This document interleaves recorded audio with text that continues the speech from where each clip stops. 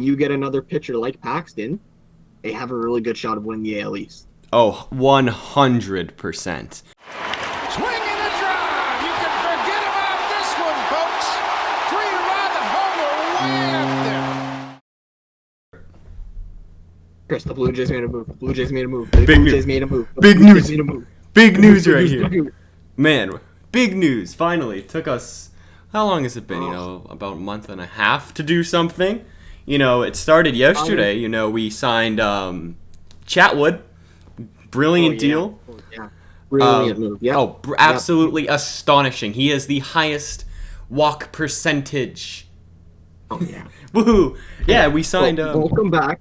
Yeah. Welcome back to 450 Dead Center. I'm Yeah. Daniel here with Chris. And we're going to break down the Kirby Yates signing to the Jays because we Yep. are very big Jays fans and we are very, very happy about this. And I don't think people realize how good of a move this is. It is huge. By the way, I'm going to title this video, anything? Blue Jay fans react to Kirby Yates. That's awesome. This is going to be a good one. I can already tell.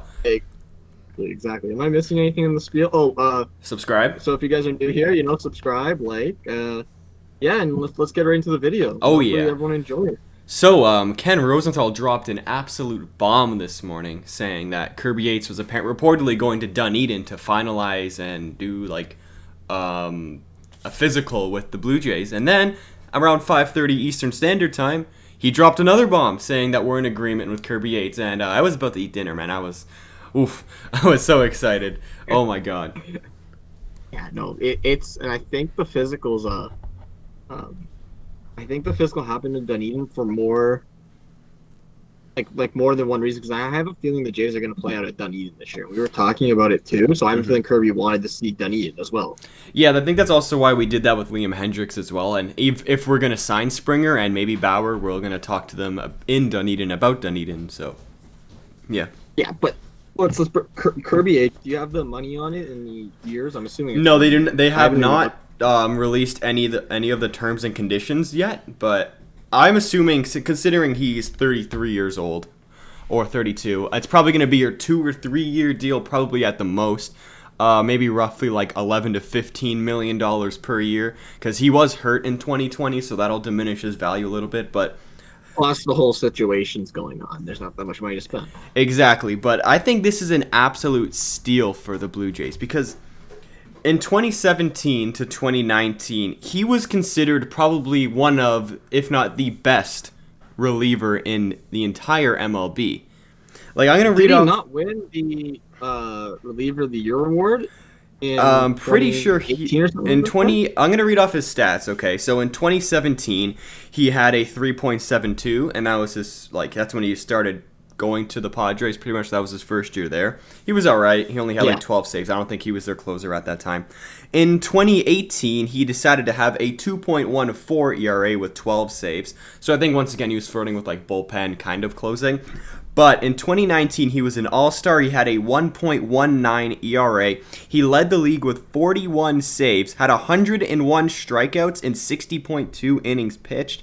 I don't know if you guys know that, but that's really, really good. He also had a under 1 whip at .890, 6.1 hits per 9, 0.3 home runs per 9, 1.9 walks per 9, which is really big if you're a closer. And he had a 15 strikeouts per 9. He was an all-star and 9th in the Cy Young voting. Yeah, that is literally. And I honestly, I think if it was a regular 2020 season and he didn't get hurt, you would have saw those same numbers. Oh, something definitely similar to that, because he did have a 12.46 ERA, but only in 4.1 innings pitched, because I think he had bone spurs in his elbow, which, is not pretty good. Exactly, and I'm pretty sure that inning, that 12.6, those 4 games, I'm pretty sure it was against the Dodgers, too. So. Oh, yeah, that would make sense. If you're unhealthy going up against Dodgers, you're not going to have good results every single time that happens. Oh, yeah. But, yeah. As a Jays fan, we're losing Ken Giles because of Tommy John. I know this is the next point that you wanted to go on, and I'm just going to jump right ahead to it. Go right ahead. Losing Ken Giles and Tommy John. We needed a closer in our pen. Kirby Yates is now that lockdown closer. We also have Rafael Dolis, Jordan Romano, who's Canadian, by the way. Anthony Bass and AJ Cole are back, I'm pretty sure. Plus, we'll have Ryan Barucki probably out of the pen again. Yeah, and like I said earlier, we just signed Tyler Chatwood, who I think is due for a bounce-back season. So we have a good 6, 7, 8, 9, and even some more. Like, if they give the guys a couple days off or something, you can throw in Chatwood, you can throw in Baraki, you can probably throw in Shun Yamaguchi, you can throw in other people like Anthony Kay, don't forget Thomas about Hatch. Julian Merriweather. Oh, Merriweather, exactly. Exactly. The Jays have a deep bullpen, and I'm starting to think that this Jays bullpen could be on the level of the Tampa Bay bullpen. That's how good I think this bullpen's going to be. I think as a Jays fan, and you watched a lot of games last year, just as I and as anyone I else watched who watched every Jays game. games, what we can say, and we'll agree with us here, the Jays rely on their bullpen. The starter goes, unless it's Hyunjin Ryu, the starter goes of only 5-6 innings. Yeah, And which then I they don't agree rely on with the bullpen. personally, but But yeah, anyhow, but in that 40 season, towards the end in Tampa, they just got burned out. mhm. That's what happened, right? So now you're adding more depth to the bullpen. I think Chatwood, as much as he has the highest walk rate, veteran presence, You know what's funny? a long man in the bullpen. Yeah, let me just cut you off right here. I saw an article Go this ahead. morning saying that the Jays want to get higher strikeout numbers and like more strikes actually thrown. And then the two signings we made in this offseason were Robbie Ray and Tyler Chatwood, I think his name was. And they have the two highest like walks per 9 in the entire MLB. I just find that funny. Like obviously be fair, though, they have insane spin rate. Their strikeout numbers unreal, but they just need to control that, and if they can do that, they can be top of the line pitchers. Well, I guess we turned this whole into just Jays bullpen episode. But one more thing on the Kirby Yates before we go into the Jays bullpen more. Mm-hmm. Kirby, he is top-notch closer. Like, he can be a top-notch closer. And he's 30, like you said, at 32. 33, I'm So pretty sure he's 33. Yeah, he's 33. He's getting up there in age, right? Mm-hmm. And he wants to start winning. And I'm surprised he didn't re-sign with San Diego, which now think- leaves the question, who's yeah. going to be the closer in San Diego? They're right? probably going to re-sign Rosenthal, but I think they didn't want Yates back. I don't know why. I don't know. Maybe they were going for like Liam Hendricks or something, but... Yeah, I think they were going for... But there is Alex Colomé still out there. And too, Brad so- Hand. They could get Brad Hand, And Brad too. Hand. Yeah. So that's always possible. But yeah, San Diego now, big question mark on who their closer is. But I'm sure they'll Yates, find somebody. not They Yates, have a whole Yates wanted stable. to be the lockdown closer, I feel like. And I feel like he felt like he was getting disrespected in San Diego, Yep. right? Yeah. After the whole, like, one bad season kind of thing. So I feel like he wasn't happy there anymore. Comes here, and I think he'll honestly be an all-star if it's a regular season. Oh, 100%. I think like he will probably be in the... I think at worst he'll be in contention for reliever of the year, if not winning it. Because there is obviously Liam Hendricks. He's really good. So, yeah. I think the Jays might have the best closer in the AL East. If you're talking about Nick Anderson and Aroldis Chapman here. Yeah, you know what? Those are all three guys. Let's be okay. As much as they hate on the Yankees, when Aroldis Chapman is on, he is on. Like, Yeah, he's just never on in like Game 7 he's just scenarios. That's kind of exactly. weird. He's just never on when he needs to be on. Exactly. That's the only thing. But In the when regular Chapman's on, season, he's though, on. he's nasty in the regular season. Yeah. A little And sketchy. Nick Anderson's a good closer too, but Mm-hmm. Yeah, I would take Yates over both of them. I would too. But Just I don't know. I Blue just Jays biased, obviously, which is our favorite thing. But woohoo.